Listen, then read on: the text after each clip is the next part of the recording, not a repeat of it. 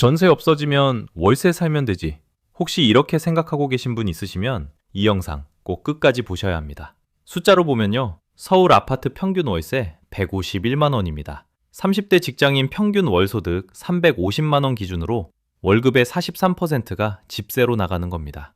그런데 이게 끝이 아닙니다. 전세가 없는 나라들을 보면요. 홍콩은 월급의 50%, 도쿄는 34%가 집세입니다. 한국이 지금 그 길 위에 서 있어요. 전세 소멸이 단순히 보증금에서 월세로 바뀌는 문제가 아니라 직장인 인생 설계 자체가 바뀌는 문제라는 걸 오늘 확실히 보여드리겠습니다. 요즘 전세 얘기만 나오면 꼭 이런 말 하시는 분들이 있거든요. 전세 없어지면 월세 살면 되지, 뭐가 문제야? 솔직히 저도 한때 그렇게 생각했어요. 전세가 무서우면 월세 가면 되는 거 아닌가? 보증금 적고 사기 걱정 없고 깔끔하잖아요. 근데요, 지금 서울에서 월세가 얼마인지 아세요? 숫자로 보면요. 2026년 2월 기준 서울 아파트 평균 월세 151만 원입니다. 1년 전엔 135만 원이었거든요. 1년 만에 11.9% 올랐어요. 월세가 1년에 16만 원씩 뛰는 겁니다. 월세 150만 원이면 매달 해외여행 한번 가는 돈이에요. 그 돈이 매달, 매년 아무것도 남기지 않고 사라지는 겁니다. 그리고 이건 일부 비싼 동네 얘기가 아니에요. 서울 아파트 월세 가격 지수가 104.59인데 이게 2015년에 통계 만든 이후로 역대 최고치예요. 서울 전체가 다 오르고 있다는 뜻이거든요. 자, 여기서 핵심인데요. 진짜 무서운 건 이게 일시적인 현상이 아니라는 거예요. 2026년 1월 기준 서울 신규 임대차 계약 중 월세 비중이 52%입니다. 전년에는 47.1%였거든요. 1년 만에 5%포인트 가까이 뛴 거예요. 새로 계약하는 사람 절반 이상이 월세를 선택하고 있는 겁니다. 더 충격적인 건요. 2026년 서울 아파트 신규 입주 물량 중 60%가 월세 계약으로 시작하고 있어요. 새 아파트에 들어가는 사람 10명 중 6명이 월세라는 거예요. 이건 선택이 아니에요. 전세를 구하고 싶어도 못 구하니까 월세로 밀려나는 거거든요. 30대 직장인 평균 월소득이 약 350만 원이에요. 여기서 월세 151만 원 나가면 소득의 43%가 집세로 사라집니다. 월급 받자마자 절반 가까이가 증발하는 거예요. 밥 먹고, 교통비 내고, 아이 키우고 나면 뭐가 남겠어요? 이건 그냥 좀 비싼 애 수준이 아니거든요. 구조가 바뀌고 있는 겁니다. 전세가 줄고 월세가 느는 게 아니라 전세 자체가 사라지면서 월세밖에 선택지가 없는 시대로 가고 있는 거예요. 그런데 월세가 비싼 게 진짜 문제가 아닙니다. 진짜 문제는 이 월세가 왜 계속 올라갈 수밖에 없는가? 그 구조에 있습니다. 전세가 왜 사라지고 있느냐? 여기에는 4가지 이유가 있는데요. 이 4가지가 동시에 터지고 있다는 게 핵심입니다. 첫 번째, 전세에 대한 신뢰 자체가 무너졌어요. 숫자로 보면요. 전세 사기 누적 피해자가 36,950명입니다. 피해 보증금만 4.7조 원이에요. 그런데 이 피해자 중 74.7%가 20에서 30대거든요. 사회 초년생, 신혼부부, 이제 막 독립한 청년들이 보증금을 통째로 날린 거예요. 거기다 피해의 97.6%가 3억 원 이하 전세에서 터졌어요. 그러니까 비싼 강남 아파트가 아니라 우리 같은 직장인이 겨우 모아서 들어간 빌라, 오피스텔에서 벌어진 일이라는 거죠. 이게 뭘 의미하냐면 전세라는 제도 자체에 대한 공포가 생긴 겁니다. 예전에는 전세가 제일 합리적이지 라고 생각했잖아요. 지금은 보증금 불려받을 수 있을까부터 걱정하는 시대가 된 거예요. 그래서 아예 월세를 택하는 사람이 급격하게 늘고 있는 거고요. 두 번째, 전세 매물 자체가 사라지고 있어요. 공급 전력입니다. 서울 아파트 전세 매물이 2023년 2월에 5만 11건이었거든요. 그런데 2024년 2월에 33,114건, 2025년 2월에 28,942건, 그리고 2026년 4월 현재 15,243건입니다. 3년 만에 62%가 증발한 거예요. 반토막도 아니고 3분의 1 수준으로 쪼그라든 겁니다. 전세 매물 한 건에 대기만 10팀, 마트 세일 날 줄 서는 수준이 아니라 매물 자체가 없어서 줄을 서는 겁니다. 그런데 재밌는 건요. 같은 기간에 서울 아파트 매매 매물은 오히려 26% 늘었어요. 팔려는 사람은 많은데 전세로 내놓는 사람은 없다는 거죠. 매매와 임대가 정반대로 가고 있는 겁니다. 세 번째, 정부 규제가 전세 공급을 원천 차단하고 있어요. 보통 전세 매물이 줄면 다시 늘어나겠지 하시잖아요. 이번에는 구조가 다릅니다. 갭 투자라는 게 있었잖아요. 전세 끼고 집 사는 거. 이게 사실상 봉쇄됐어요. 대출 한도는 깎이고 실거주 의무는 강화됐고요. 여기에 토지거래 허가구역이 서울 전역에다 경기도 12곳까지 확대됐는데 이 지역은 집을 사면 2년 동안 반드시 본인이 살아야 해요. 전세를 놓을 수가 없는 거예요. 투자자 입장에서 전세 끼고 집을 사서 공급하던 그 루트 자체가 막힌 겁니다. 자, 여기서 핵심인데요. 이건 시장 상황이 바뀌면 풀리는 문제가 아니에요. 법과 제도로 막아놓은 거거든요. 정부가 풀어주지 않는 한 전세 공급은 돌아오지 않습니다. 네 번째, 기존 전세마저 시장에서 사라지고 있어요. 서울 아파트 갱신계약 비율이 51.8%입니다. 사상 처음으로 갱신계약이 신규 계약을 넘어선 거예요. 이게 무슨 뜻이냐면 지금 전세 살고 있는 분들이 계약갱신 청구권을 써서 나 여기 계속 살겠다고 버티고 있다는 거거든요. 강남 3구는 갱신 비중이 55.4%까지 올라갔어요. 세입자 입장에서는 당연한 선택이에요. 나가봤자 전세 매물도 없고 있어도 2년 전보다 11%나 올랐으니까요. 그런데 이렇게 기존 세입자가 안 나가면 시장에 새로 풀리는 전세 물량은 더 줄어드는 거예요. 악순환인 거죠.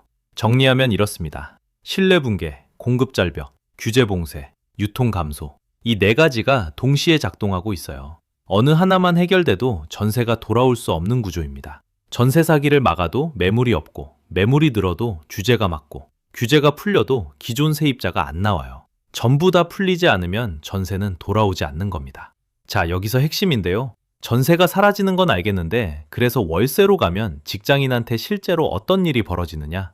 여기가 진짜 무서운 부분입니다. 보통 월세는 전세보다 부담이 적다고 생각하시잖아요. 보증금 몇 억 안 묶이니까 오히려 낫다. 이런 인식이 있거든요. 숫자로 보면요, 정반대입니다. 지금 서울 아파트 평균 월세가 151만 원이에요. 2024년에 135만 원이었던 게 1년 반 만에 11.9% 뛰었어요. 그리고 30대 직장인 평균 월소득이 약 350만 원이거든요.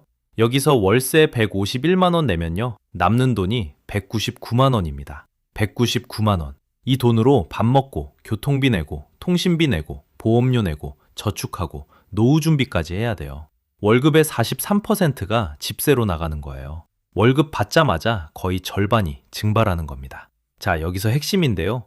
지금 전국 평균 RIR, 그러니까 소득 대비 임대료 비율이 15.8%예요. 월급의 15%만 집세로 나갔다는 뜻이에요. 그런데 전세가 사라지면 서울 직장인 주거비 부담이 43%까지 치솟는 거예요. 거의 3배 가까이 뛰는 겁니다. 이게 얼마나 심각한 건지 다른 나라를 한번 볼게요. 도쿄 직장인이 월급 받으면 3분의 1이 집세로 바로 나갑니다. 가족용 아파트 평균 임대료가 월 197만 원이에요. 가처분 소득의 34%가 집세예요. 일본 사람들이 월급의 30% 넘으면 가게가 불안정해진다고 하거든요. 34%면 이미 위험 구간인 거예요. 홍콩은 절반이요. 중위임금 직장인 월급의 50%가 집세로 나갑니다. 15평짜리 아파트 월세가 300만 원이 넘어요. 집값 대비 소득 배율, PIR이 18.8배. 세계 최악이에요. 한국이 지금 그 길 위에 올라선 겁니다. 15.8%였던 주거비 부담이 43%까지 가는 거예요. 도쿄를 넘어서 홍콩에 가까워지는 거예요. 서울 아파트 평균 가격이 13억 1천만 원인데요. 근로자 월 평균 임금으로 따지면 숨만 쉬고 26년을 모아야 살 수 있다는 뜻이거든요. 그런데 전세마저 사라지면 그 26년 동안 월급의 절반 가까이를 집세로 내면서 버텨야 하는 거예요. 저축? 노후 준비? 사실상 불가능해지는 구조입니다. 이게 단순히 월세 좀 비싸졌네 수준이 아니에요. 직장인 가처분 소득의 구조적 파괴예요. 월급은 350만 원인데 집세로 151만 원 내고 남은 199만 원으로 살아남아야 하는 시대. 맞벌이 안 하면 서울에서 버틸 수가 없는 거예요. 실제로 30대 맞벌이 비율이 61.5%까지 올라갔어요. 미국 수준이에요. 그러면 이 상황에서 직장인인 우리는 어떻게 해야 하느냐? 3가지만 기억하시면 됩니다. 첫 번째, 갱신 청구권 남았으면 반드시 쓰세요. 계약 갱신 청구권이라는 게 뭐냐면 세입자가 2년 더 살겠습니다 할 수 있는 법적 권리예요. 전세든 월세든 한 번 쓸 수 있거든요. 숫자로 보면요, 2026년 3월 기준 서울 아파트 갱신 계약 비율이 51.8%입니다. 사상 처음으로 신규 계약보다 갱신 계약이 더 많아진 거예요. 강남 3구는 55.4%까지 올라갔고요. 지금 절반 이상의 세입자가 갱신 청구권을 쓰고 있어요. 선장이 바다와 싸우지 않듯이 쓸 수 있는 권리는 반드시 쓰는 겁니다. 지금 같은 시장에서 새 전세 구하려면 2년 전보다 11% 이상 오른 보증금을 감당해야 하거든요.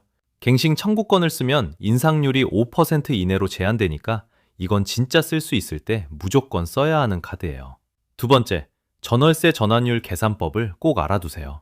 혹시 전세에서 월세로 갈아타야 하는 상황이 오면 감으로 가시면 안 됩니다. 서울 전월세 전환율 평균이 5.8%거든요. 이게 뭐냐면 전세 보증금을 월세로 바꿀 때 적용하는 이자율 같은 건데요. 전세 보증금 1억 원이면 월세로 약 48만 원에 해당해요. 그러니까 전세 3억이면 월세로 환산하면 약 144만 원인 거예요. 무작정 월세 가야지 하기 전에 이 계산을 먼저 해보셔야 해요. 내가 지금 내고 있는 전세 보증금이 월세로 전환되면 실제로 얼마가 나가는지 그 숫자를 알아야 판단을 할 수 있거든요. 세 번째, 주거비 30% 룰을 점검하세요.